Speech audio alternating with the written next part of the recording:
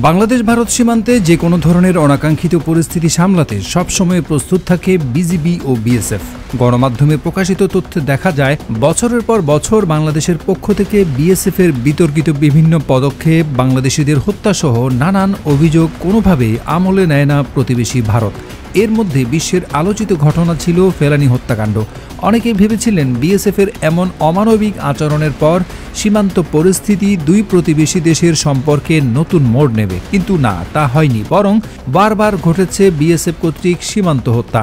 এসবের মাঝেই ২৪-এর গণ অভ্যুত্থানে আওয়ামী লীগ সরকারের পতন হলে এবং শেখ হাসিনাকে ভারত আশ্রয় দিলে দুদেশের সম্পর্ক আরও তলানিতে নামে।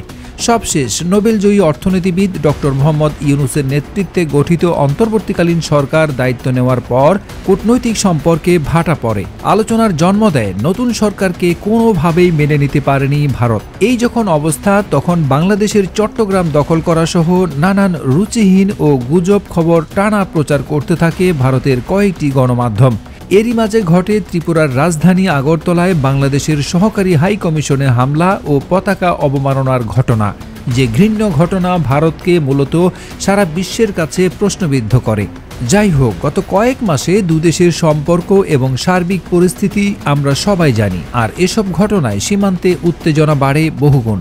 বাংলাদেশের সীমান্তরক্ষী বাহিনী বিজিবি আগের চাইতে সীমান্তে বেশি সক্রিয়, এমনটাই খবর আসে গণমাধ্যমে। যদিও ভারতীয় বিভিন্ন গণমাধ্যমে সীমান্তে বাংলাদেশের ড্রোন মোতায়েনের মিথ্যা ও গুজব খবর ছড়ানো হয়। এরই মাঝে গত ১৮ ডিসেম্বর কুষ্টিয়া সীমান্তে বিএসএফ ফাঁকা গুলি ছোড়ে। এর কড়া প্রতিবাদ জানানো হয় বিজিবির পক্ষ থেকে, যার প্রেক্ষিতে কুষ্টিয়ার দৌলতপুরের চিলমারি সীমান্তে বর্ডার গার্ড বাংলাদেশ বিজিবি ও ভারতীয় সীমান্তরক্ষী বাহিনী বিএসএফ এর মধ্যে সৌজন্য সাক্ষাৎ ও বৈঠক অনুষ্ঠিত হয়। বৈঠকে সেদিন সীমান্তে বিএসএফ এর গুলি ছোড়ার কারণ ও ঘটনার ব্যাখ্যা জানতে চায় বিজিবি। বৃহস্পতিবার সকাল 10:30 থেকে দুপুর 2টা পর্যন্ত চলা এই বৈঠকে সীমান্তের নানান বিষয় নিয়েও কথা বলেন দুদেশের ব্যাটালিয়ন পর্যায়ের কমান্ডাররা। কুষ্টিয়া বিজিবির 47 ব্যাটালিয়নের অধিনায়ক লেফটেন্যান্ট কর্নেল মাহবুব মোর্শেদ রহমানের পাঠানো সংবাদ বিজ্ঞপ্তিতে বলা হয়, বিএসএফ এর পক্ষে বৈঠকে নেতৃত্ব দেন ভারতের রওশনবাগ 146 ব্যাটালিয়নের কমান্ড্যান্ট বিক্রম দেব সিং।